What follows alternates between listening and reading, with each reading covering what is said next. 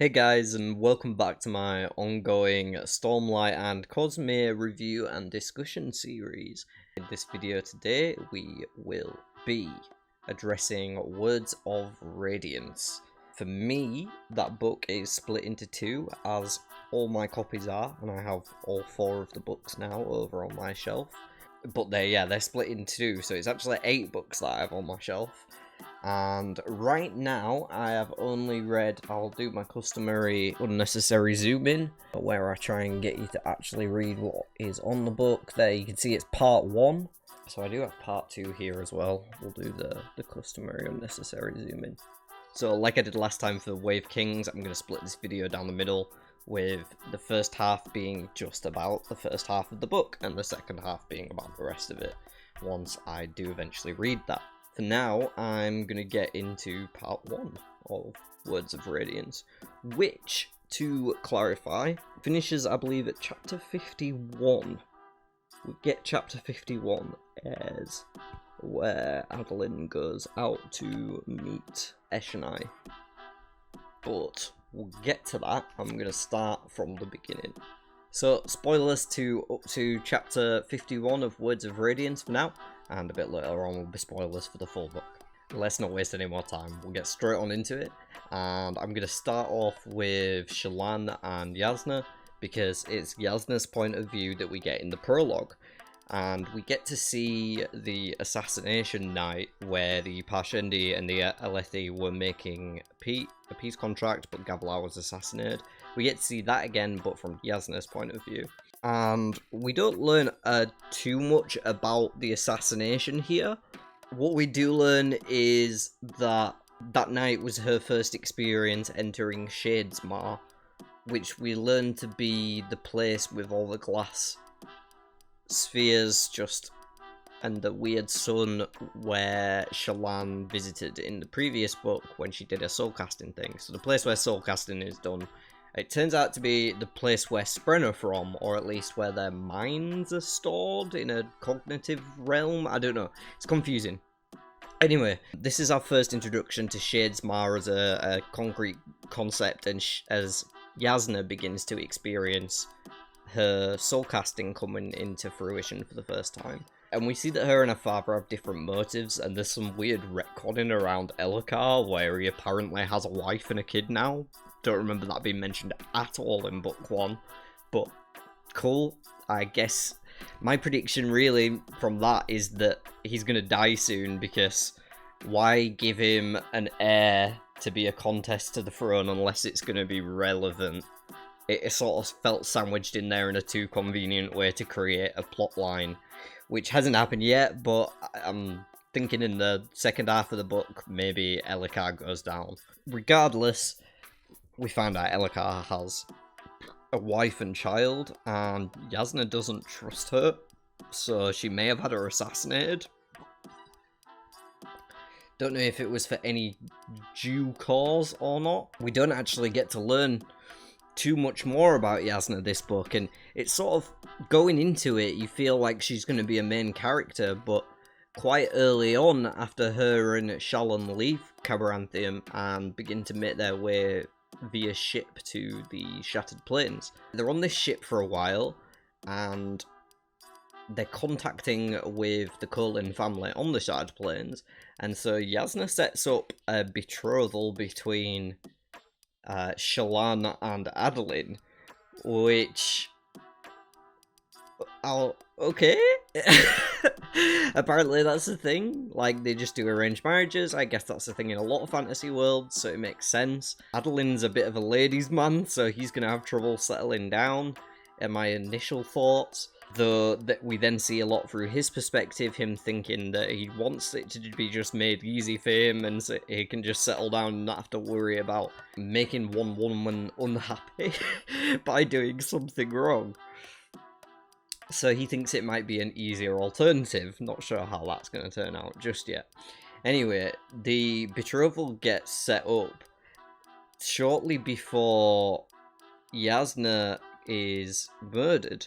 And of course, this happens in the middle of the night, like all good assassinations.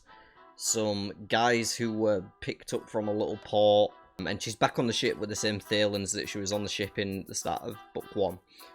So she knows the crew, but there's some new guys added to the crew in one of the ports, and they stab Yasna and then start killing everyone on board the ship. So Shallan, panicking, does the one thing she thinks might help, and soulcasts the ship itself and turns it into water. So the entire thing just sinks. Which is one way about it, I guess. But through this process of watching her soulcast and figuring it out really for the first time, because she hasn't had much chance to do it under Yasna's guidance, she essentially has to have a conversation with the ship and convince it to change. So I understand why it's called soulcasting now, obviously, because you have to convince the soul of the item, which is a creation of what mankind have considered it to be. It's only considered a ship because mankind have treated it as a ship for so long, and now she's saying no, you have to be water instead. So it's hard to convince the ship to soulcast for her, but once she does, everyone goes splosh. She washes up a bit later. It's long. That's my complaint around this point. The character work done in her backstory is okay. It sets up her character. Her father's a really nasty guy, obviously. She wants to protect and care after her brothers, which is instilled for us in every other page, her thinking about them. Yeah, the character work done here is fine.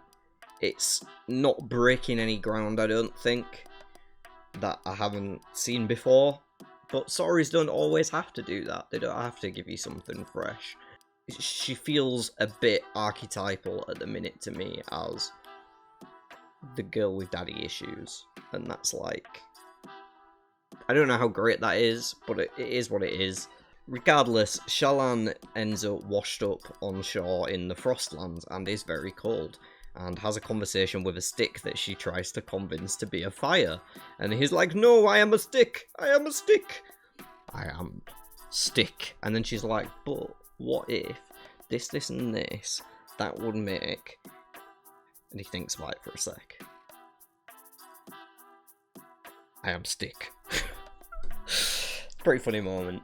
Did she end up passing out? I don't know, she didn't pass out. She ended up seeing some lights or something, and it turned out to be Tai'Shar, the slaver who owned Kaladin at the start of the first book, who we haven't seen for quite some time. And he's there with his couple of bodyguard muscle men and also with a bunch of slaves. And Shallan basically commandeers the unit and says, you're going to take me to the Shattered Plains. She uses some light magic during this whole sequence, and she realizes that she can make illusions, essentially. Light weaving, maybe? I can't remember if it's been given a proper name yet. The Light Weaver is slowly being consumed by her past, it says on the back. Okay, so Light Weaver. She's using light weaving to create like illusions of herself looking more powerful or like pristine, because she's downtrodden and dirty and bedraggled and going through some shit. She at least makes herself have a commanding aura to those around her, and that enables her to take control of the little slaver caravan, and then later to convince some bandits that were chasing them not to chase them, but to help them rescue another group that are being attacked by different bandits. And the bandits that she convinces to help them turn out to be deserters from the Shattered Plains, men who ran away from their duties on the Shattered Plains, and one of them is Gaz, the guy who beat on Kaladin all last book. And Shallan gets along with him, and they have kind of a little bit of a friendship going on as it develops. He ends up being one of the ones that says, look, we should just help this woman, it's nice to be a hero every now and then. And opposing him is this other guy called Vatha, who's like the deserters' leader. He's more against Shallan ruling and doesn't trust her at all. But they do end up helping to save the other merchants that are travelling. And with the other merchants is this chick called Tin, or Tyne, who's light-eyed, and she wears a sword, and she says that she's a captain of the guard for that unit, that merchant caravan that's travelling towards the Shattered Plains. And there's another guy there who's like the merchant leader who's actually in charge of the caravan, but we don't get too much of him. Shallan attaches herself immediately to Tin and starts learning from her the ways of a con woman. Tin, for some reason, thinks that Shallan is a con woman rather than Shallan, who she claimed to be, which you'd think Tin would know because it turned out she was actually the person who organised the assassination on Yasna. You'd think she'd know who Yasna's ward is before being set up to that, but is what it is.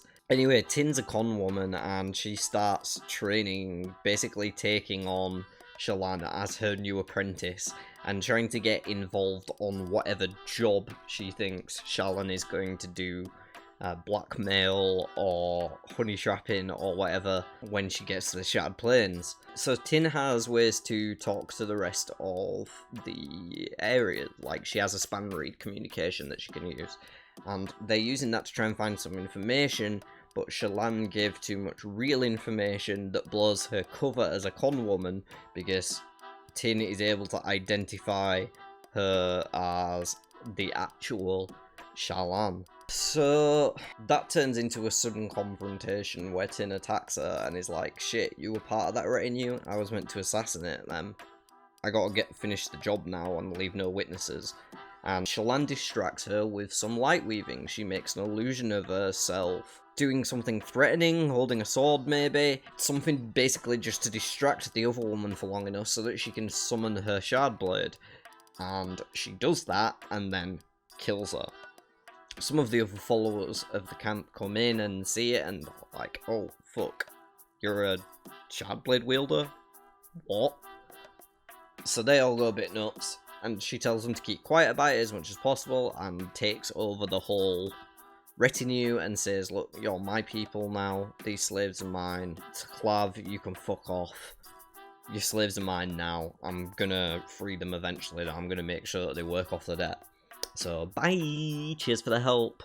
And to, like, Gaz and the other soldiers said, I'll make sure that I'll get all of your crimes pardoned. You're my guard now. You're the start of my house guard, I guess, my house soldiers, as she begins to become more of a noble lady. And from there, Shallan makes her way onto the Shattered Plains, where she eventually does meet up with Adeline, but I'll sort of get back to the ending bits of her story when I get to the end of Adeline's arc, because it's a good time to talk about what he's been going through for all this time. So after hearing about the proposal, as I mentioned earlier, he's quite open to it, and the idea of an arranged marriage sits well with him because then he doesn't have to worry about it. It's just being managed for him. And he doesn't understand women and why he keeps pissing them off, and it's probably because he's always flirting with other women, and I'm a man and I understand that, so why don't you?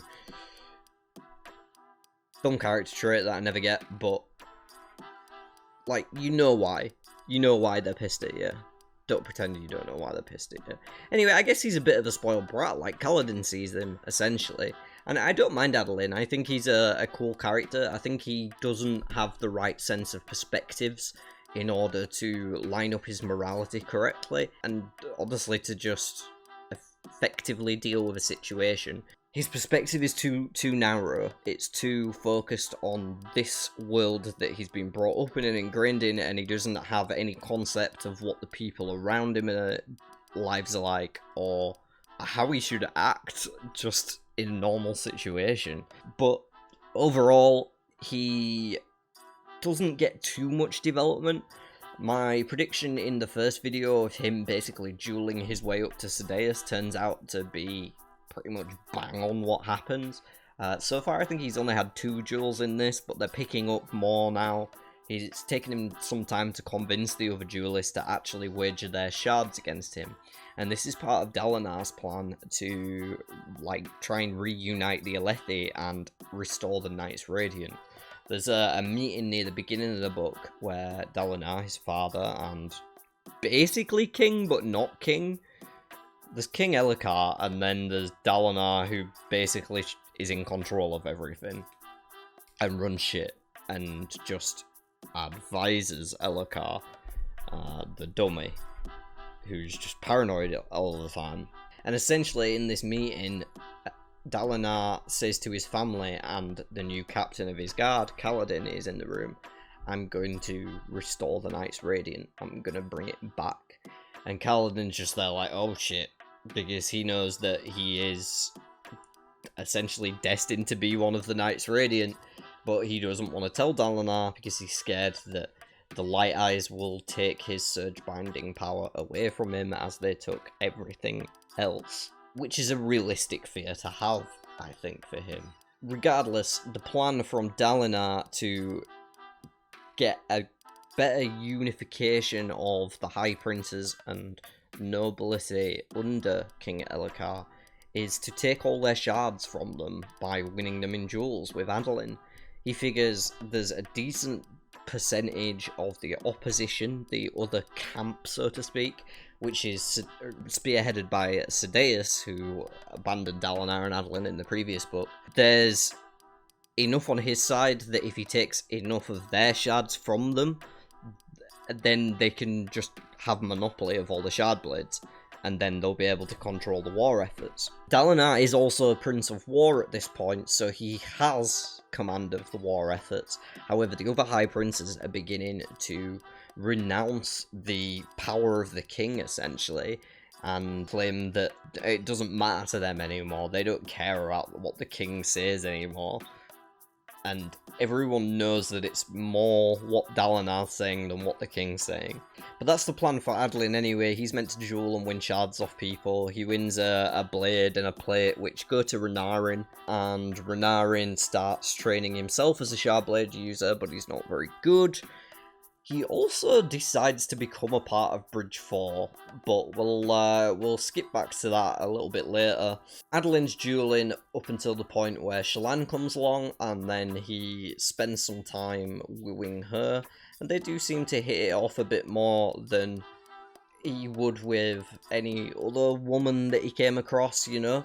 He tries telling his same old stories, and it's a tired trope as well, but he tells his same old majestic stories, and then she cuts him off by asking what it's like to shit in Shardplate, and he admits that he shot himself 4 times in Shardplate, all intentionally, because it's sometimes just easier on the battlefield, and you can't let something like that distract you, which I get, it's a bit gruesome. Anyway, they have like a decent conversation at the end of it, and they do seem to like each other. They're both attracted to each other, and like they're flirting.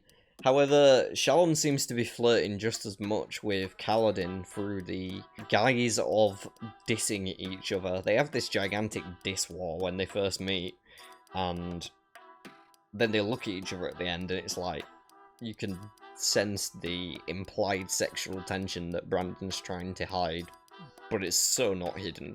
Like, they're gonna bang. If Shallan and Kaladin don't bang, I will be very, very, very shocked. That is a prediction I am 99.000,000% sure on. Yeah. So, I guess you can hold me to that one. Regardless, there's not a whole lot going on with Adolin's plotline right now, and there's not a whole lot going on with Dalinar either. He's trying to play the other High Princes off each other and establish this control and unite people so that he can revive the Night's Radiant and finish the war against the Parshendi, finally get vengeance and stop wasting time on the Shattered Plains chasing after gem hearts.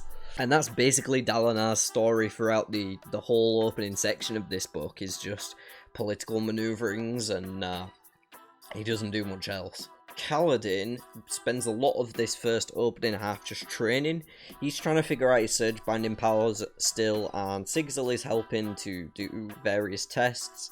Like, they're trying to get him to hold rocks for a certain duration, or stick Lopen to a wall, or eventually he does figure out how to change his center of gravity to a wall, and he runs up the side of a chasm, which is pretty cool, and then dives back down and lands safely.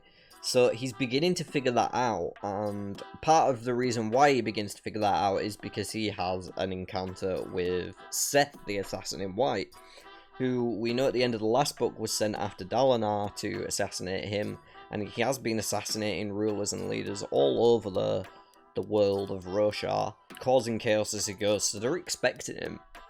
And Dalinar, Adolin, and Kaladin all get caught together. I've missed out a big bit here, because Kaladin is now in a position where, at the end of the last book, he'd rescued Dalinar, and Dalinar offered him the position of captain of his guard. So Kaladin is now the captain of the Kholin House Guard, and he ends up protecting all of the Kholin family, Dalinar, Adolin, Navani, and Renarin, and also Elhokar by extension, the king, ends up making him the captain of his guard too. So Kaladin trains the bridgemen, or he's starting to train the bridgemen to be the captain of the guard and then to be soldiers as well. He's taking all of the previous bridge units that Dalinar had bought with a shard blade, all of the slaves, and he's turning them into free men and into soldiers. And it's taken some time, and he does it by training subordinate officers and getting them to train subordinate officers, and then it's just a big chain effect, basically, as he's getting these men from the hopeless wrecks that they were into men ready for a fight. And it's still ongoing at this point. His other main duty then with the veteran bridge foremen, so to speak, like Moash, Teft, and a few of the others, his main duty is to protect the Kholin family. So he is there guarding them during all the times like high storms. Basically, one of the, at least 3 or 4 of the bridge foremen are with each of the Kholins at any given time. And the fight with Seth happens when Adolin has a weird hunch due to his friend Syl saying something's wrong with the night. Kaladin feels like there's something wrong as well. And I think it's during the middle of a high storm or just after a high storm or something. But he feels something wrong in the air, and on a hunch he evacuates all the family together. So him, Adolin, and Dalinar are evacuating the room where they were spending the high storm, and on their way out of the building they encounter the man in white, and they have this crazy fight where Adolin gets stuck to the roof and Seth is walking on walls and doing all sorts of crazy shit and throwing them in directions that they shouldn't be, and using a shard blade. He actually scores a hit on Kaladin's arm, which we know if you don't kill somebody with a shard blade, you hit a limb instead, then that limb just sort of like dies off, shrivels up and goes black, basically, is how I picture it. Turns into like a little tiny arm that's dead. That's how I imagine it anyway. So that happens to Kaladin, while the other two are essentially incapacitated. Dalinar, they managed to get Elhokar away, because the assassin was never after Elhokar, he was after Dalinar, who stayed to try and defend the king. So Dalinar and Adolin both essentially get incapacitated during the fight, and Kaladin manages to, I think he sticks himself to Seth, and then jumps out of a window or something. They both fall a ridiculous distance anyway, and then get up again afterwards. And Seth's all weird, like, oh, you're like me. They said I was truthless, but I was telling the truth. And then he disappears into the night. So it's a bit weird, but this is what spurs Kaladin to try and experiment more with his surge binding powers and the gravity spren, and eventually figures out how to walk up the chasm wall a bit close towards the end of this section.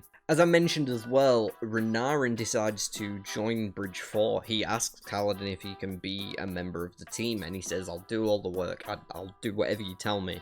And he immediately starts getting to work cleaning dishes from the nightly stew that the bridgemen always have at Kaladin's request, just so that he can be accepted and become part of the team. And he wants to learn. He has this real drive to overcome the obstacles of his condition, which we find out to be some form of epilepsy. He wants to overcome it and be a fighter.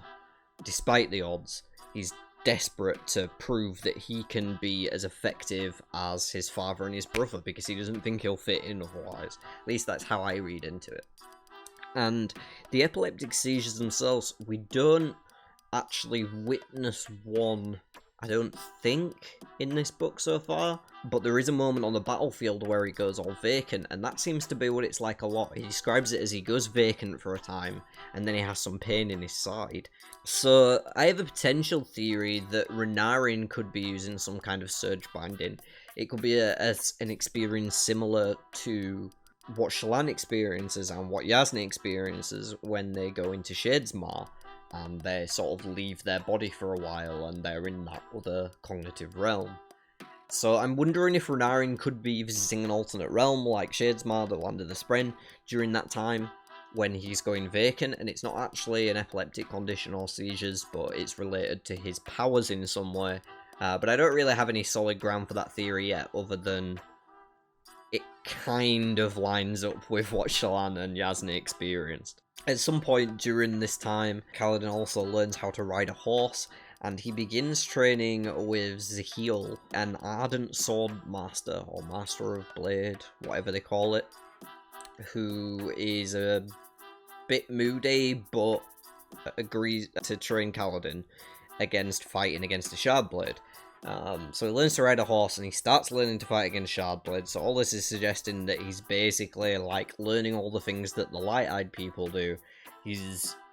Everything's pointing towards him becoming Light-Eyed from probably taking a Shardblade after he finally gets comfortable with the idea of picking one up. He doesn't want to because they've killed so many of his friends, but the more that he's interacting with Shardblades and being around them and seeing the power they have, and the more Shardblades that Adolin wins for the Kholinar unit, the more likely they're to try and press one on him. I think he will come to that point eventually where he has to confront his feelings with Shardblades and figure out that it's the more useful tool in the long run. The same as he did with horses. After he actually got to ride one for a bit, he thought, well, this isn't so bad, I can see how this could be effective in war, actually.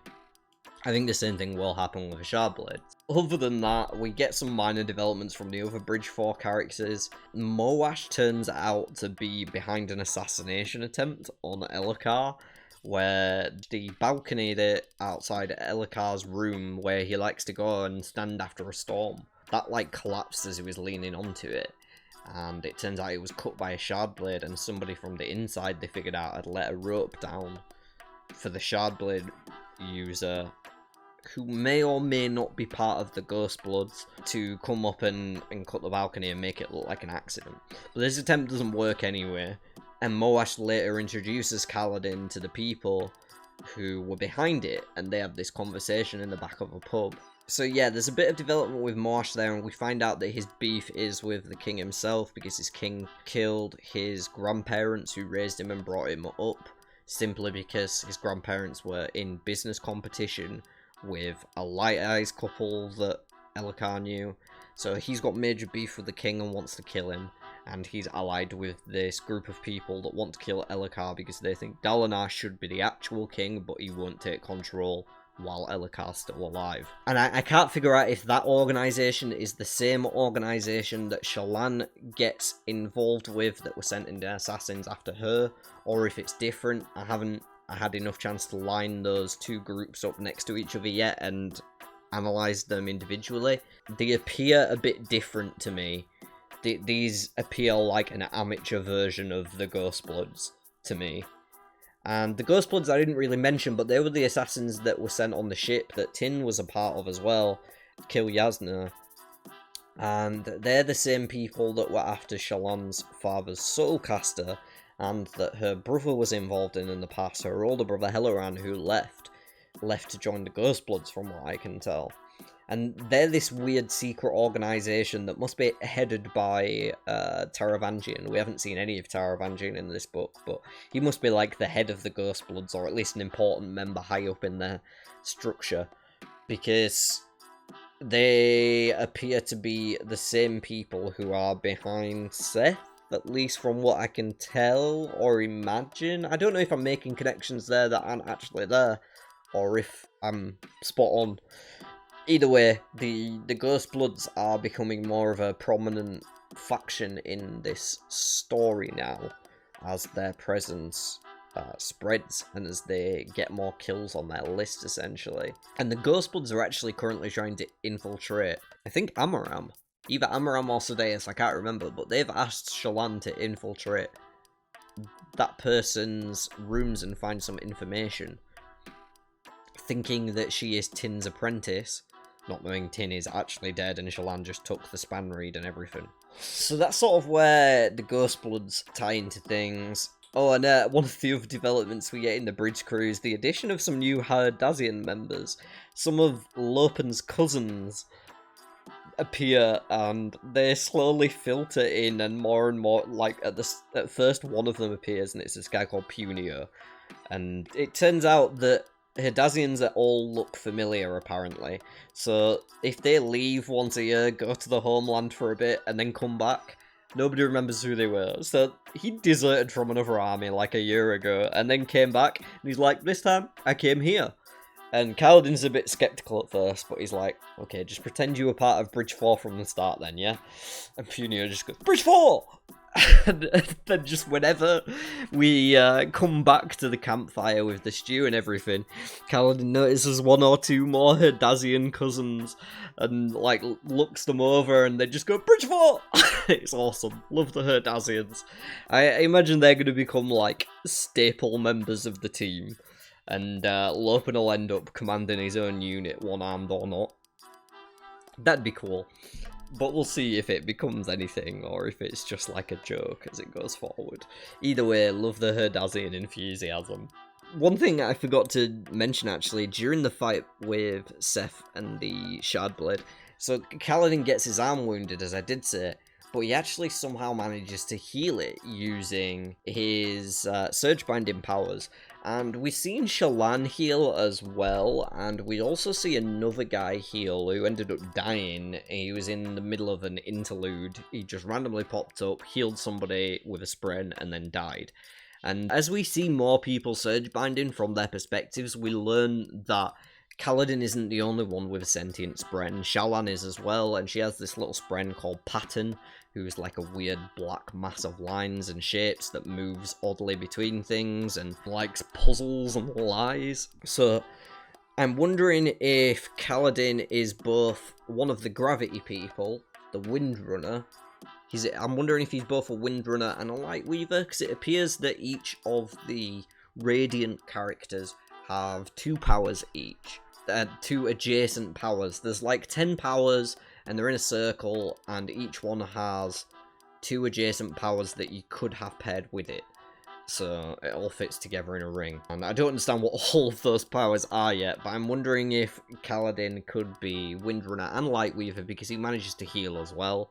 And I'm not sure if the healing is just related to any use of Stormlight, or if it's specific to light weaving, but Shallan also does it on her feet during this section, and it's implied that that's due to her light weaving. So maybe that's what that is. Can't tell just yet, but he manages to heal the Shardblade wounded arm and restore his arm, and it's like not working properly at first, but it does seem to recover in full by later points in the story. So that's interesting to know, that people who can Surge Bind and use Stormlight, or at least Light Weave, if not any Stormlight users, they can heal a Shardblade wound, which is thought to be unhealable. Like, once the limb's dead, it's gone. Apparently not. So that's an interesting development. On the other side of things, I think the last thing I should really talk about is Eshonai, who is one of the Parshendi listeners.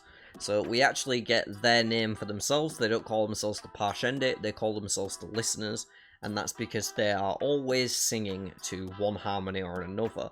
They're essentially some sort of hive mind that's connected through the song, or the rhythms even of the songs that they've been raised on. So like they can attune themselves to different rhythms of different feelings, like enjoyment or anger or whatever, and that's essentially how they convey their emotions to one another.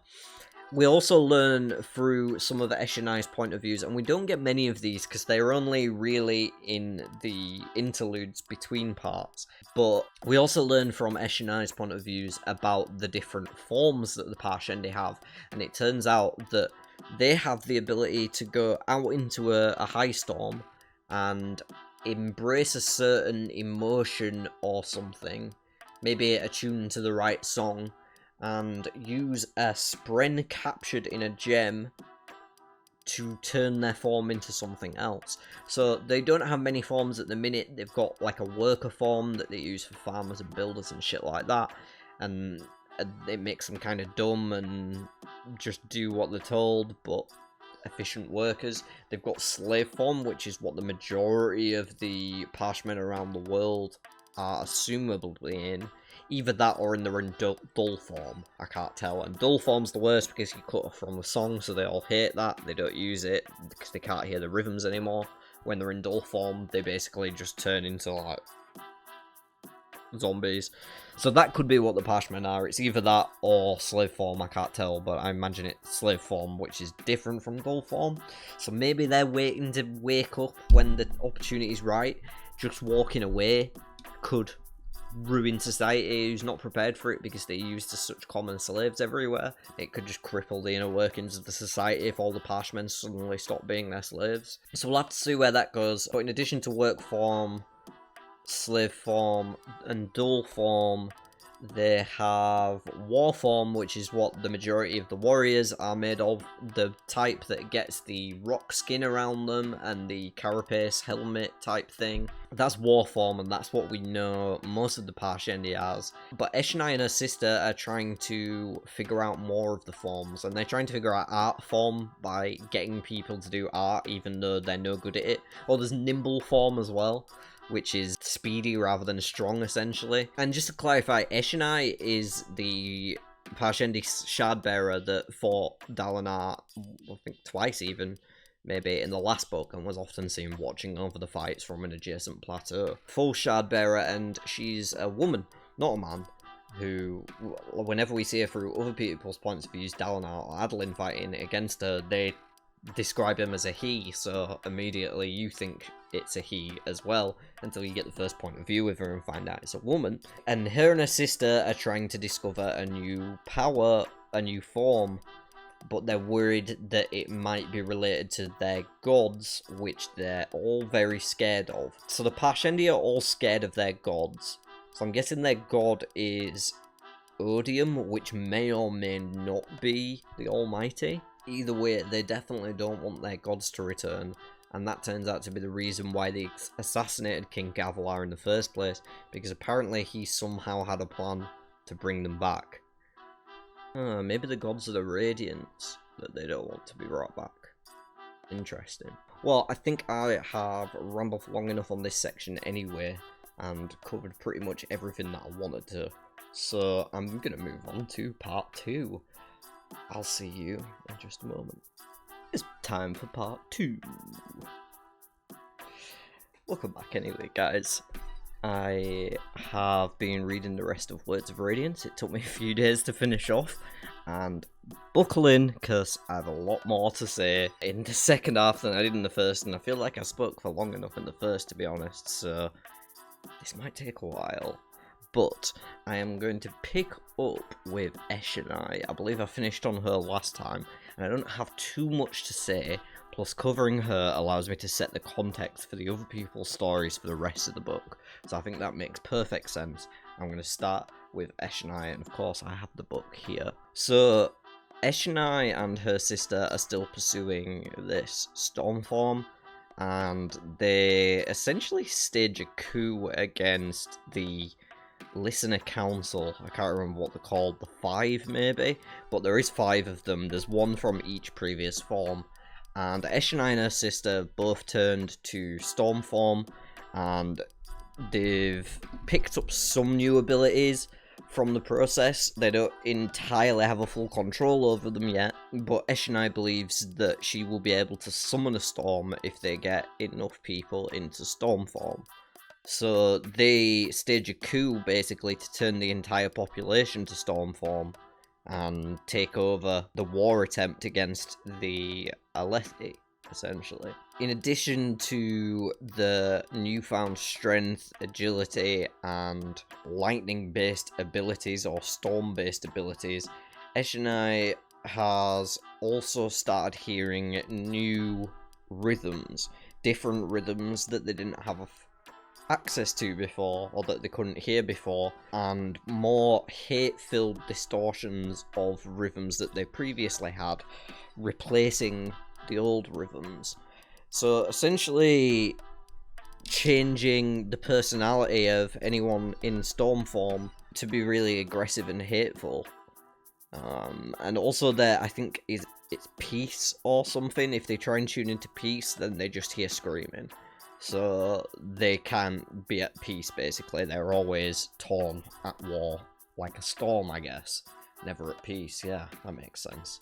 So through the rest of the earlier portions of everyone else's plot, that's sort of what the Parshendi are focused on. And then in the end, we stop getting her point of views. I think they only come through the interludes between various parts. We don't actually get a main point of view from Eshonai, from what I recall. But they're sort of off doing that, collecting spren in crystals, because that's what they use to transform. And transforming their whole population into storm form so that they can try and summon an Everstorm when the humans arrive with their full army attack.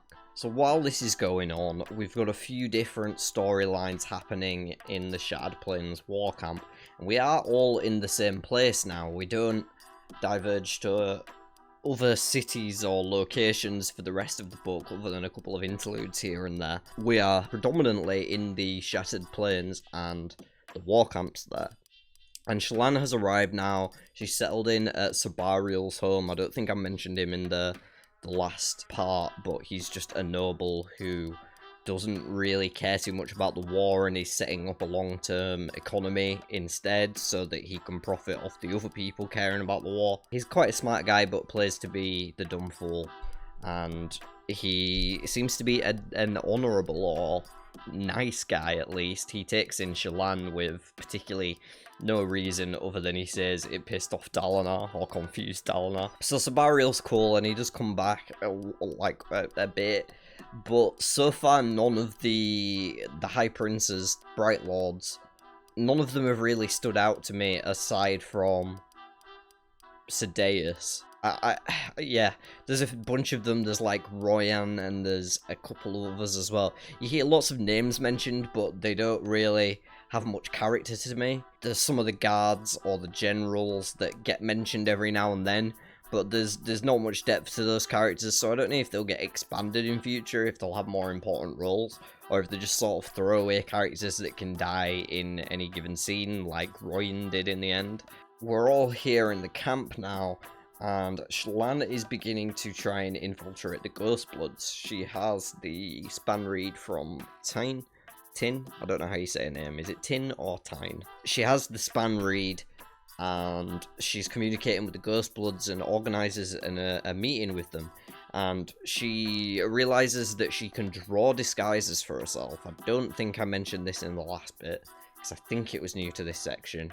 But she can draw disguises and then make an illusion of light that represents a different face, a different body. She can even change gender, eye colour, literally anything about herself. She just has to draw it first because it's some weird block on the way that her mind works, I guess. And then she can take that form and impersonate somebody else. She can't change her voice, but she takes a bunch of different forms through the book to go on different missions as she's infiltrating the Ghostbloods and trying to get their approval. And it appears that the Ghostbloods are in an extended strategic war with the Diagram people, who we learn about a bit later, and I'll go into that. But right now, Shallan's just trying to get their trust because she wants to find out what they know, and it's in a roundabout way. It leads her to find out some stuff about Amaram and about Uruthuru through Amaram. So it does serve directly to her plot, but for the most part, it's a way to set up her relationship with the Ghostbloods, which appears to be continuing, given the end, how Shallan ended in this book. But she goes under the guise of Veil, which is a dark-eyed woman, similar to herself, but dark-eyed woman, so she doesn't get noticed, and that's what she calls herself when she's going on these underground missions. On the other side of things, she's been caught in Adeline. They've been going to wine houses and dating and flirting with each other and giving angry looks to Kaladin because neither of them like him because he's a Dark Eyes, I guess. I guess because he's a jerk as well, but you know. And those two are like fully going for it with each other. They're both smitten with each other. They're actually trying to establish a proper relationship here, but Navani's not quite trusting because she's wrought over the death of Yasna, and that was news that was brought by Shallan, so there's a weird connect in her mind, and she doesn't want to talk to Shallan because it means confronting Jasmine's death. At least that's how other characters seem to frame and interpret it. Whether or not that's the truth, I think it probably is. We'll see.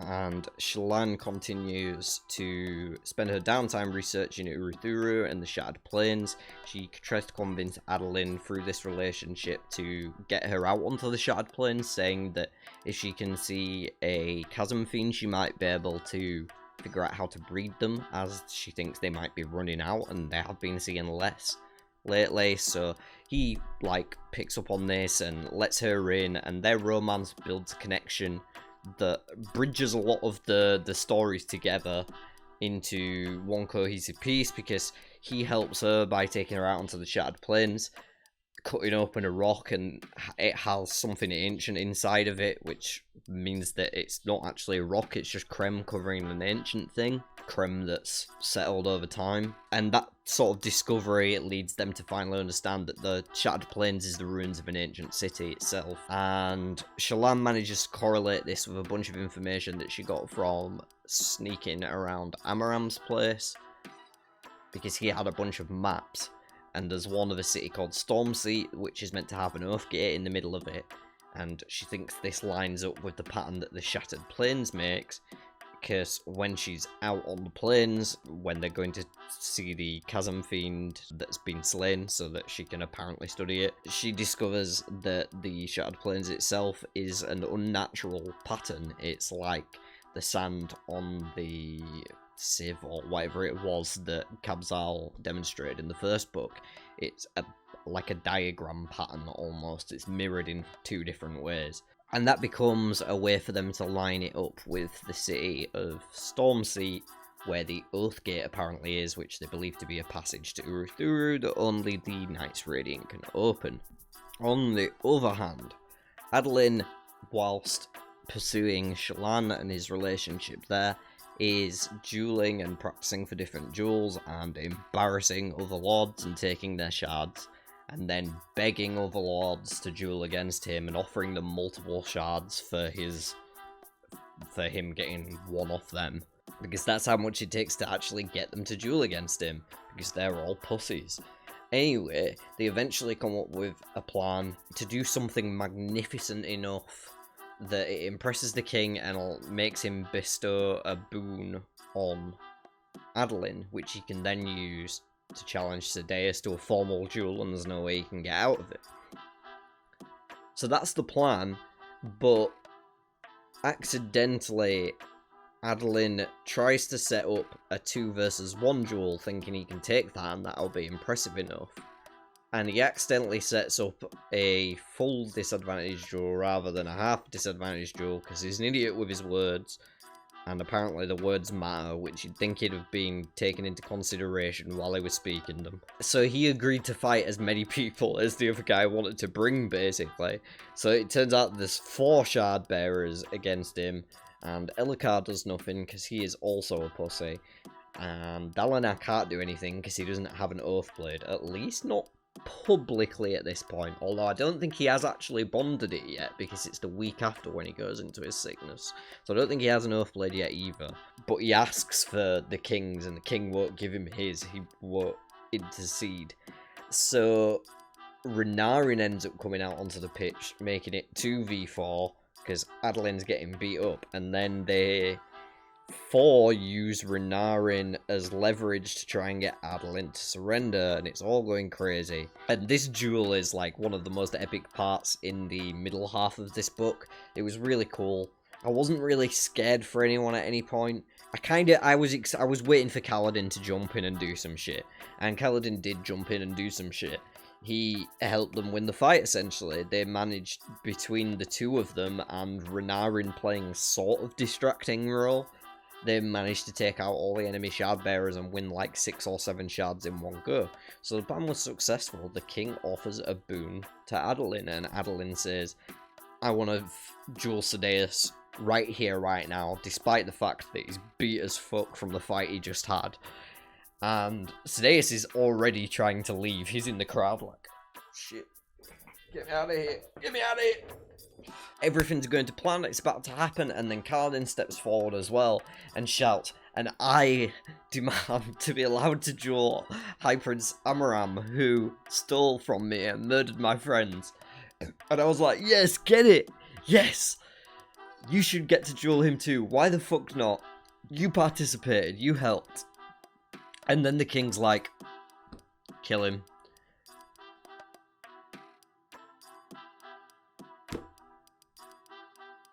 At least Dalinar had the fucking presence of mind to protect Kaladin. Obviously, they'd already had a conversation about Amram, and he didn't quite believe him, but he'd already taken it into his own plans and started trying to figure out the truth for himself. So, thankfully, Dalinar did manage to get Elhokar to just arrest Kaladin instead and put him in prison. And yeah, Kaladin goes to prison from this duel, and but the two have won. I'll catch up with Kaladin a bit, because before the duel happened, Kaladin met Moash's friends in the back of a tavern, and these people turn out to be people from the diagram. So I believe, is it Mraze or Graves? I can't remember which one's which. I think it's Graves that Moash is friends with. He is the diagram side, and then Mraze is on the Ghostblood side of the engagement with Shallan.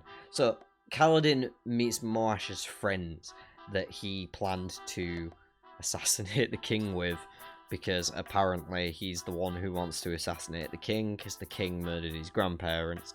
Can't remember if I covered that in the first half or not, but there you go.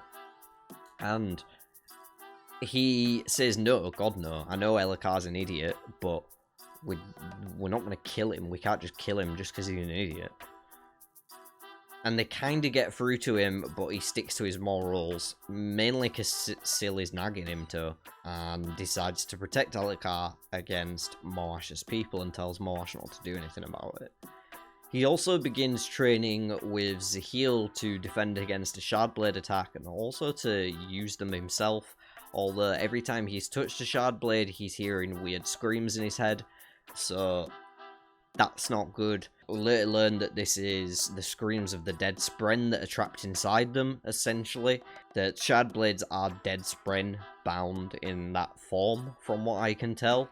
And the 10-second heartbeat is the 10-second heartbeat it takes to revive them, essentially. You have to bind them to your own life for 10 beats, and that wills them back to life. So the Spren consider these Shardblades evil, and hence whenever somebody with a Spren attached to them, bonded to them, touches a Shardblade, they feel this horrible, intense screaming inside. But anyway, Kaladin has been training against people using Shardblades and people wearing Shardplate, and training in Shardplate as well, I think. Essentially to try and get a benefit against Seth when he comes back, the Assassin in White, because they know he's going to come back and try and kill Dalinar again eventually. So that's sort of what Kaladin's going on pre the duel, and then the duel happens and he jumps in and uses basically his Stormlight to win the fight, jumping around using lashes to cause people to fly much more stronger than they should, healing himself, you know, landing shots that he probably wouldn't have otherwise, doing all sorts of crazy shit. It's great. Goes to prison afterwards, we know that. Meanwhile, Dalinar's got this whole political war going on with Sadeas. He's convinced Elhokar to just lock Kaladin up for a few weeks until he calms down, and it does eventually manage to calm him down, but Kaladin's in jail for now, and Dalinar's having this whole political war with Sadeas. He has this plan set up to trick Amaram into lying to him to steal a shard blade, and that convinces him that he would have killed to steal a shard blade also, so it tells him the truth about Kaladin's theory on him, although that doesn't come into fruition until just a little bit later. But the shard blade he tricks him with is Talonals, the herald who collapsed on the doorstep of Curlin, came with one of the house guards that was very loyal to Dalinar, so he used the house guard to trick Amaram into thinking that there was a shard blade nearby that was an ancient stash. It's actually just Talonal's blade that he'd brought with him, and he's in Braving Madman saying the same thing over and over again. So through this whole thing, we kind of think that Amaram's one step ahead and that he's found something that Dalinar's trying to hide, but he was actually wanting Amaram to find the shard blade so that he could give him ample time to approach him about it, and if he didn't, then he knows what kind of guy he is, he can make a judge of him, and I mean, hopefully he's gonna die soon. I can't imagine him living very long, but right now they let him go because there were bigger fish to fry. It was in the middle of a Parshendi war. But amongst all this political war, Sadeas is trying to discredit Dalinar, to get people to stop dueling him, and to say that he's just a crazy old man who is having seizures and weird dreams and makes him look weak, or does his best to anyway. He publishes a bunch of the visions that had been recorded by Navani, but he first changes the wording and the framing of things to make it sound more like Dalinar is insane, and to discredit him more, basically. He rephrases it all to suit his own narrative.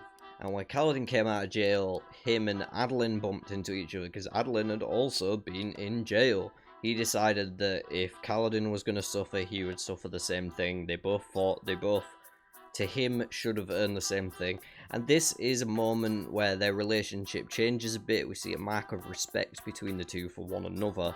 And Kaladin's still all gruff and grumpy towards Adolin the vast majority of the time, but Adolin's making more of an attempt now to not hate him. He stops calling him Bridge Boy all the time necessarily, starts calling him Kaladin, and Adolin generally just seems to have a higher level of respect for Kaladin and trust for him as well, because he really did save his life and his brother's life in those moments. And through this whole time, Renarin's sort of been in the background in Bridge 4 training up with Kaladin and his men, and he's becoming a part of the team, and none of them feel quite comfortable around him because he's really awkward and weird, and he has these weird vacant moments which are meant to be seizures. I think I mentioned probably in the first half that I thought these were likely to be some sort of surge binding, like when the girls go to Shadesmar and they're out of their body for that time. Their body's vacant, as far as I'm led to believe. I thought it could be similar to that. I now believe he can see the future, or at least certain parts of it, because it's revealed near the end that he was the one apparently doing the countdown of numbers on Dalinar's walls. There were numbers being scratched into Dalinar's walls, counting down to the impending storm coming from the Parshendi. And someone was being prophetic in some sense during the higher storms and writing those numbers down. So that was Renarin, and he has no idea what's going on. He seems to have a spren. I can't remember what he called him at the very end of the book. It was like Gliz or something. But he seems to have a spren, although I haven't met him yet. And he has been trying to practice with a shard blade, but every time he touches it, he just, like, can't fight.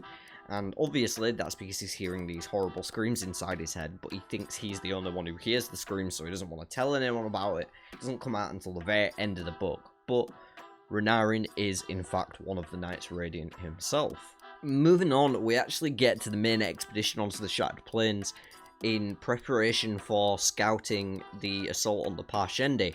And during that, Sadeas makes an assassination attempt on Dalinar through using a carpenter, and Kaladin recognises it just at the last moment that he recognised the carpenter from the lumberyards at Sadeas as war camp, and Dalinar gets called across the bridge, and then the carpenter pulls this lever, and Kaladin's running to save him, Adeline's running to save him, and Shallan is on the bridge as well. So a bunch of important characters and then a bunch of unnamed characters as well. And it just collapses into the middle of a chasm. At the same time, the horns are blowing that a Parshendi scout assault team has engaged them. So the people up above are all worrying about that and trying to fight off the Parshendi. But all of our characters, other than Dalinar and Adeline, who managed to leap to the other side of the chasm using their shard plate, although we're not quite clear on that at the time, but Shallan, Kaladin, and a bunch of unnamed characters all fall down into a chasm. And the only ones to survive from that fall are Shallan and Kaladin together, both using their Stormlight. I should probably point out at this time, Kaladin has lost access to Syl, because when he was in prison, twiddling his thumbs for like 3 weeks, he decided he was going to help Moash kill the king after all. Then when they got out of prison, Adeline gave Kaladin Shardplate and Blade, and Kaladin, still not wanting it, hating the screams, hating the deaths that they've caused, said, no, I'll give this to Moash, because that's definitely a good idea, and I'm definitely not thinking on the instinct of what I've just been conditioning myself to think after the man put me in prison for a month. Not that he's wrong, but, like, I wouldn't have given it to Moash, I'd have given it to Teft or Scar, or someone that I know is more loyal to their job, because Moash is a good soldier, but you can't trust him with his plate and blade. Like, he's gonna run off with it, and in the end, he does, so it's not great. Regardless, this decision to kill Elhokar goes against his oaths in some sort of way, and begins to break his bond with Syl. She's losing her consciousness and beginning to turn back into a normal Windspren, and losing him. And with that goes his Stormlight abilities. He doesn't have any ability to use Stormlight. So when he goes crashing into the chasm, there's nothing he can do about it. And he thinks he hears a scream, which he came to think that it was Syl's death afterwards, at least. And I think it might well have been, but somehow he survives, and that might have been due to Shallan. It's still not even quite clear how he survives if he didn't have Stormlight himself, but perhaps he used just a minor bit of it before Syl was taken from him. But Shallan and Kaladin are left in the chasms alone, and the next night is a high storm coming. I already talked in part 1 about how I'm certain these two are destined to bang, and that couldn't have been made more evident in this portion as they cuddle up together in the side of a chasm in the middle of a thunderstorm and have a heart-to-heart, telling each other their entire pasts, pretending not to be attracted to each other. It makes no fucking sense. They're clearly attracted to each other. But Shallan is happy with Adeline, at least she thinks she is, even though he's not gruff and handsome and daring like Kaladin is. Girl, can't you see what you're doing to yourself? Pick a man. There's definitely going to be some problem between these three going forward. I also think Adeline, I think he's going to doubt himself now that Kaladin and Shallan are both Radiance and he isn't. He's going to doubt his worth in that relationship, and that could be a thorn. So I don't know how the triangle is going to go, but love triangle happens in stories, unfortunately, sometimes. Don't think Adeline and Kaladin are likely to be in a couple of that triangle, but that would be an interesting way to take it. But yeah, I'm not expecting that to happen. Regardless, they are essentially stranded out in the chasms, and they interact with a chasm fiend, and by interact with, I mean hide and run away from for a bit, before Shallan eventually pulls out a shard blade, throws it at Kaladin and goes, here, take this. It doesn't make him scream, which is interesting, meaning it is an honor blade, not a shard blade, I think. Which is something that only the Knights Radiant have, and it is essentially their bonded spren. So she gives him pattern, let's say that, and he goes with pattern and cuts a bunch of the Chasm Fiend bits to pieces. Look at me putting words together in full sentences. Shallan uses some weird illusion, distraction, light things, and noises as well, I believe, to help Kaladin through the fight, but eventually he does get half swallowed by it as he plunges the Shardblade into its brain and makes a killing blow. So yeah, they kill a Chasm Fiend, the two of them together, unarmored, and him without Stormlight, which is kind of unrealistic, but, well, I feel like it's unrealistic given the setup they made in book 1 with, like, needing all the archers to weaken it down first and having these massive great bows just so that you can penetrate it. And I know he has a Shardblade, but it took like 3 Shardblade wielders and in full play as well to take down the Chasm Fiend in the first book, and people who've been training with Shardblades the whole life. And then him and Shallan just sort of bamboozle it and kill it, and then climb up its body to hide in the cliffside for the high storm. I don't know how realistic it was, but yeah, they killed a Chasm Fiend and looted its gems and ended up taking it back to the camp together and definitely having hot eyes for each other now. So we'll see where that goes. When Kaladin does get back, he's hella wounded. Shallan managed to escape with barely a scratch. So he got Adeline's betrothed home to him, and he was very thankful for that. But Kaladin's beat up and he doesn't have Stormlight, so he can't heal himself, so he has to spend a few weeks healing, and sort of disappears for a little bit as the march on the Parshendi and the Shattered Plains begins to fully commence. So Dalinar at this point has said to everyone, look, we're going to finish this war. The Weeping is happening, which is a period of like 40 days where there's no rain. Oh, sorry, where there's no high storms. There's rain every day, but there's no high storms. So they think it's a safe enough period to go out onto the Shattered Plains and make a full frontal assault on the Parshendi and try and kill them, because they're worried about the countdown that's appearing, and they think it's going to be something really bad if they let it go down without dealing with the Parshendi. It is, of course, it's the advent of the Voidbringers, which is sort of what this book ends on. The Parshendi have all gone into storm form, so when Dalinar and his armies, the few High Kings that he does manage to convince to come with him, go out onto the Shattered Plains, Shallan is there too, because she's mapping the way to Uruthuru as their backup option. She thinks that the Oathgate portal will be able to take them, maybe, to Uruthuru to escape whatever it is that the Voidbringers / Parshendi summon. And that turns out to be an Everstorm. So it's this horrible red lightning. It's basically a red storm. It's a red high storm. And instead of giving Stormlight to the Knights Radiant and people who can Surge Bind, it seems to give energy or power to the evil ones, the Parshendi, the Voidbringers. And they all have these red glowing eyes now, and they're all summoning lightning and doing crazy shit. There's this huge extended battle sequence, and during it, Adeline duels with Eshonai and ends up winning by embracing the fact that she's feeling the thrill and isn't fully aware of her surroundings, and letting him take a hit in order to push her off a cliff. They managed to take out all the singing Parshendi as well through that maneuver that Adeline did, taking a strike team up through the middle of a rock, knowing that it was going to be a hollowed out building on the inside. They go like up through the rock and then break out. He has the duel with Eshonai, and they kill all the singing Parshendi that are summoned in the Everstorm. The Everstorm unfortunately does still get summoned, and Navani's doing some crazy shit with Fabrials, lifting up tarps so that it can cover the rain and Archer's bowstrings won't get wet and they can fire. There's all sorts going on in this scene, and it was quite epic.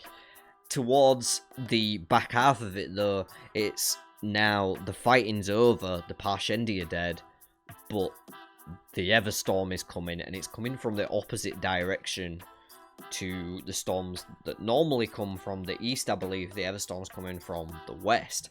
And at the same time, the person who's been talking to Dalinar in his head, who we believe to be the Almighty, turns out to be one of the last of the Heralds, or the last of the Knights Radiant, I can't remember. He's not the Almighty, but he was tasked to pass on the message from the Almighty.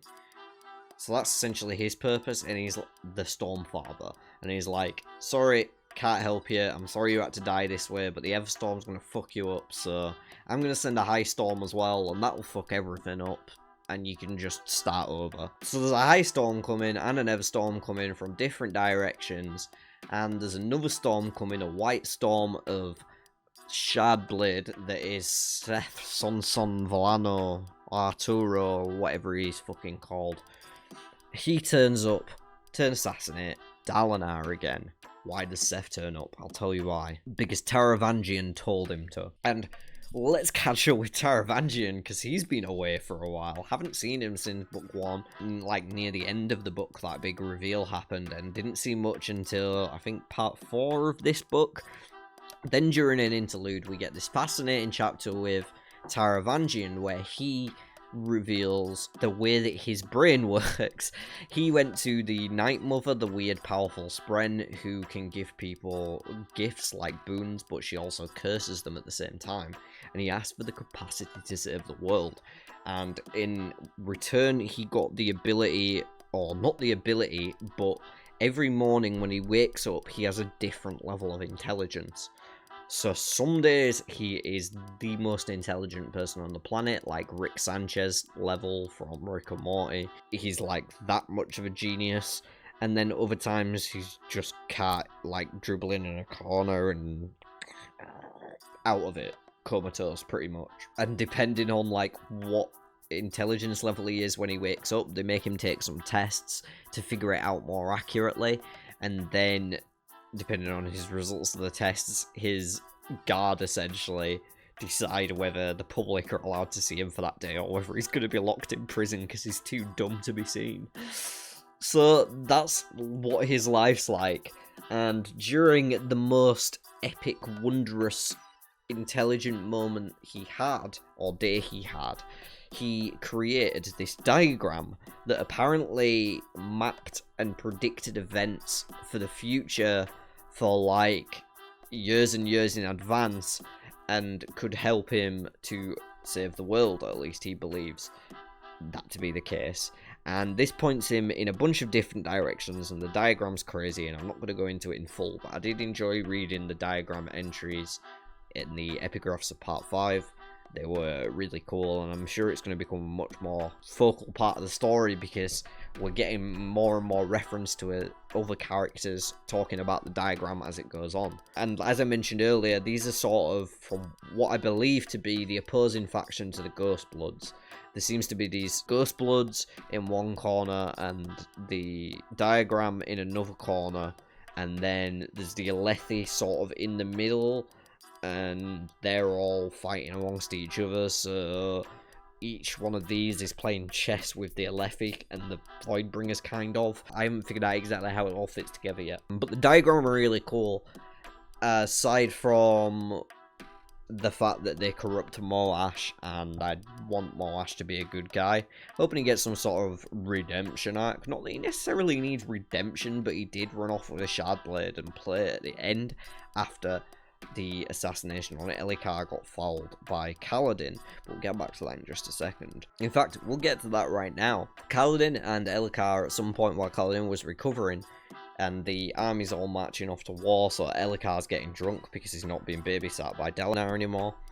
And they have a conversation, and Elhokar says, like, you're a real hero, you know. I don't know how you do it. I try my best, but I just fail every time. And it's actually quite an emotional moment. And I think it's the moment that leads Kaladin to realise that he can't assassinate this man just because he fails. Just because he doesn't like the results of what he did when he is actually trying his best. Like, he means well, he's just really fucking bad at his job. And he should step down. And I hope that he does in... Well, I think the King's power is going to become moot in terms of, like, everyone's going to kneel to the Knights Radiant at some point, but, or not kneel to, but theoretically they'll be at the top of the food chain instead of kings. But yeah, Kaladin decides in the end that he should spare Elhokar, and he's really wounded, but he thinks that Moash and his friends from the diagram are gonna do their plan, like, on one particular day. I don't know why, he just has a hunch. So he goes to intercept it, and he manages to save Elhokar. and he manages to fight off not only Moash in full shards, but his friend Graves from Diagram in full shards. He manages to fight them both off because Syl comes back to him in this pivotal moment as he has decided to protect those who can't protect themselves. Even if he hates them, even if he doesn't like them, he'll still protect them if they can't protect themselves, which turns out to be the second one of his oaths, and enough to revive essentially Syl, because it was him breaking his oath of honor to protect those that can't protect themselves in terms of planning to kill Elhokar that tore Syl from him in the first place. And this is how we learn about the nature of Spren and why the Spren are scared to bond, because they know they'll eventually be killed if they do bond. However, if they don't, then they would never live it fully in the first place. So seems like an easy choice to me. You live and die eventually rather than never living at all. Regardless, Syl comes back to Kaladin and he does some badass shit.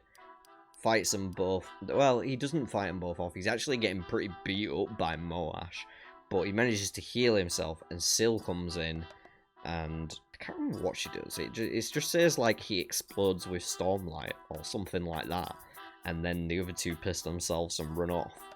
So Kaladin gets Elhokar to safety, and then he realizes something that Graves said about they were glad to get him with the king because it meant he wasn't with Dalinar or something like that. Dalinar's the one that really matters. So Kaladin, with his powers back, decides to fly over the Shattered Plains. And as he flies over the Shattered Plains, we actually get it from the other perspective. But as Kaladin flies through the Shattered Plains, Dalinar flies up beside him. And him and Adolin have been fighting Seth, the Assassin in White, on the ground. He managed to get a touch on Dalinar and send him into the sky by lashing him to the sky. And Dalinar's shooting off into the sky. Good job, Kaladin's flying over, catches him, goes, "You're alright, my dude, don't worry about it. I'll send you back down." Dalinar's floating down back to Earth like a bad man. Just, yeah, I'm on the clouds and shit. He's floating down like an absolute bad man. And Kaladin and Seth have a big fight. They have a big fight in the sky. It's crazy. They're both flying around, chopping at each other, cutting each other's limbs off with shard blades and then growing new ones anyway. They've pretty much got infinite stormlight because their storms have at this point collided with each other and they're fighting on the edge of it essentially. So they've got unlimited stormlight. They're both regrowing limbs and summoning weapons and shit and throwing them at each other. Oh, sorry, Seth's not summoning weapons. He has a normal shard blade, so his is a dead one, hence why he hears screams all the time. But Kaladin's is an honor blade, it's Syl, which means that it doesn't just have to be a blade, it can be anything. You can turn it into a spear, you can turn it into a shield, a hammer, literally anything. Since he said the latest oath at least, he now has the power to become anything, any tool that he needs in the moment that he needs it, almost just by thinking of it. So that's epic, and it's a really cool fight, and it's taking place in the sky, like I say, in the middle of these two raging storms. It's obviously some momentous writing in that scene, and I really enjoyed it. Shallan has managed to find the center of the Shattered Plains, and there's a perfectly circular plateau, which is just odd because it doesn't fit in the rest of the patterns.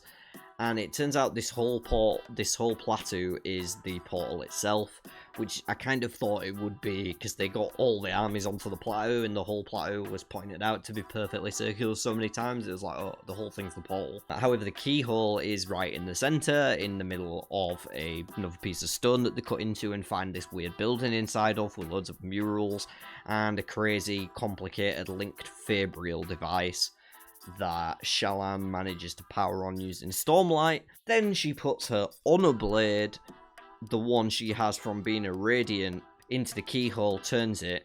It doesn't work with a normal shard blade, it has to be an honor blade. And the whole army, who's retreated from fighting the Parshendi and winning the war, but scared about the Everstorm and the High Storm that are crashing into them at that exact moment, get teleported to Uruturu. Meanwhile, in the sky, Seth decides, I don't need to fight with Kaladin, there's no purpose to this, I need to kill Dalinar. And he's still questioning his motives, we can see in every moment during this, because he's thinking, if there's another person like me that has my powers, doesn't that mean that I wasn't wrong, I'm not the Truthless, I was right, it's the end of the world. It seems to be that the Honor Blades are being protected by the Shin, but that was a really tiny tidbit that I got at the end, and I don't really understand the implications of yet, because it feels like Honor Blades and something new that's made, not something that can be protected. So maybe they think they have Honor Blades, but they don't. That could be a thing. Regardless, he decides to go back after Dalinar and shoots down back to the Shattered Plains plateau where the whole army's waiting. As soon as he lands, that's when the army disappears, and then him and Kaladin fight a bit more before Seth realizes, I've seen something like this weird rock before on a mountain bordering the Shinlands. I think that he visited earlier on in the book. We saw him there, like having a weird dragon mount almost moment. He recognized where he thinks Dalinar and the army have gone to, so he starts dashing off there on the edge of the high storm, and Kaladin gives chase, and they are fighting in the sky, and it ends up being a straight up conversation that leads Seth to say, damn, I was doing the wrong thing all along. I was actually right, but they banished me, and I thought I had to kill all these people because that was the oath I was bound to. And then he lets go of the bond with his Shard Blade, and thus loses his abilities as a Windrunner and falls out of the sky. It's a bit confusing. He's presumed to be dead anyway, so Kaladin books it back to the Shattered Plains and finds a bunch of Bridge 4 guys at the portal, like, hey, we're waiting for you, come on in, we're off to Uruthuru. They link up with everyone else back there. And that's sort of the main conclusion of the book. But there's a couple of extra things that happen towards the end in Uruthuru. First off, Dalinar has a conversation with the Stormfather again after going to the roof of the tower that they find at Uruthuru. And he says the words that bind him to the Knights Radiant, and says them correctly or whatever, so that he can bind the Stormfather himself as his spren. So either he's going to be like super powerful, or he's going to be super fucked up. I can't tell yet. But Dalinar is now also a Surge Binder. Don't know what type yet, but I think he's called the Bondsmith, so maybe he can stick things together. Perhaps the opposite of the power that I think she's called Lift has. There was this little chick who was sliding around a palace all over the place in Azir and stealing food from people because she can metabolize Stormlight from food somehow. Didn't really like her character. No, that's going to be a hot take that people are going to disagree with, because I think she's quite liked by fans, but wasn't a fan at all. Just a dumb kid who wouldn't listen to the help that the one spren who actually seems to know something was trying to give her. Anyway, moving on from her. Dalinar becomes a full member of the Knights Radiant. Renarin also admits his powers and sort of becomes a member of the Knights Radiant. Shallan has admitted her powers because she had to pull out her Honor Blade, and I think she's done some other stuff since, that just to impress people or whatever. But yeah, she used Stormlight as well, so that reveals the nature of her powers. Though I don't think the true scope of what she can do has been revealed to the general public yet. And finally, of course, Kaladin is one of the Knights Radiant. So there's 4 of them now at the end of the book. Adolin is not, currently at least. He could become one, I don't know. Maybe he won't. I could see him having a villain arc quite easily. At the end of the book, he found Sadeas, and Sadeas basically said, I'm not going to stop fucking with you guys, just because we're here now. I'll take this place from you too. He'll die eventually. He's too honourful to kill me, so fuck it, I'm going to keep messing with your guys' days. And Adolin finally snaps and goes, you know what? Sit down. Go to sleep. For good. And Sadeas does. So, Oathbringer which is the name of the third book. The sword appears next to Sedaeus' dead body after Adeline beats the shit out of him, kills him, and he tosses Oathbringer out the window. So I'm guessing that some of the story is about him trying to find Oathbringer again. I'm looking over there because it's on the shelf behind me. But yeah, we'll see if that is actually a plot line, but I imagine it will be, considering it's the name of the book. But yeah, he tosses Oathbringer out the window and then dashes, basically, and plans to pretend that he doesn't know anything about what happened to Sedaeus. I was glad to see Sedaeus die, so that's one thing. Shallan in Uruthuru finds a note from Mraize, saying that she's still welcome to be part of their member just because she's Shallan and she was lying to them about it. They don't give a fuck. She's still welcome to be part of their circle and their group, and not welcome, but also sort of blackmailing into it, saying, you owe me a soulcaster and you're a soulcaster, so you kind of have to work for me because of the father's broken soulcaster. So I don't know how that's all going to shake out in the end, but it could be a good resource for them to have access to that kind of information and to be able to play them. But the Ghostbloods are probably smarter than them, although that being said, I haven't actually seen them do anything effective yet. They did kill Yasna, but at the end of the book, she's apparently alive, which I don't fully understand the implications of yet. It appears that both her and Seth, they're both alive. They have surge binding powers of regrowth or something. Apparently, Yasna and Seth are both alive at the end of the book. Seth gets led off by some random dude who might have given his name, but I can't remember, and given a new shard blade that doesn't make him scream, so maybe that's an honor blade. And he doesn't have his powers anymore, but it is what it is. And Yasna talks about some time in the afterlife. I can't remember what she calls it, like the beyond. But she talks about that a bit to Wit, because he's there to meet her, of course, because Wit's a world hopper who can do whatever the fuck he wants. Yeah, I don't really get the whole Yasna and Seth being reborn at the end of the book, or coming back to life, or not being dead, or whatever it was. But I'm guessing it'll get explained more in further detail moving forward. So the current status is everyone's chilling at Uruthuru to refinding the Knights Radiant, but now that the Everstorm has been summoned, it will continue to reoccur in the same way that high storms do, blowing from the opposite direction every time, slightly less frequently, but still regularly enough that it's going to cause some major damage, especially considering all of the structures in, like, the modern society of Roshar are built to withstand storms from the east, because all storms come from the east. So they built that in mind. They're not built to protect from the west at all. So a high storm coming from the other direction, which this basically is, but with more violent red lightning, it's going to really fuck up a lot of civilization. Not only that, the Everstorm apparently has the ability to turn any Parshmen that it touches into Voidbringers, which are obviously going to be a humongous threat going forward in the series.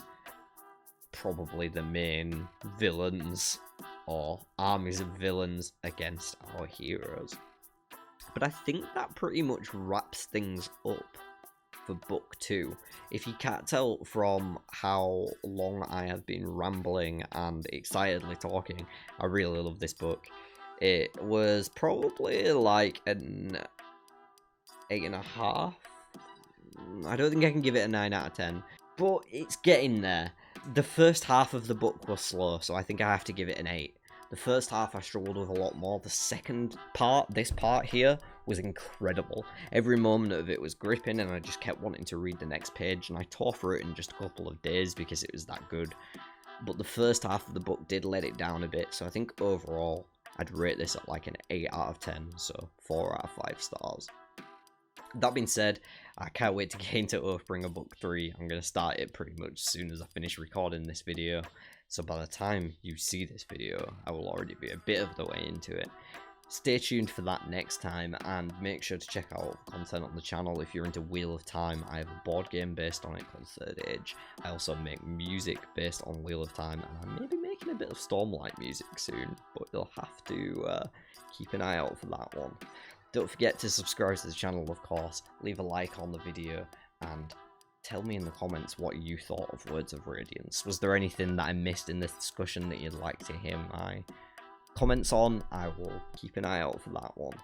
Don't forget to subscribe to the channel, of course, leave a like on the video, and tell me in the comments what you thought of Words of Radiance. Was there anything that I missed in this discussion that you'd like to hear my comments on? I will more than happily reply to everyone who comments on the video. That all being said, thank you for taking the time to watch this Stormlight and Cosmere review, and I will see you in the next one. Tai'Shar.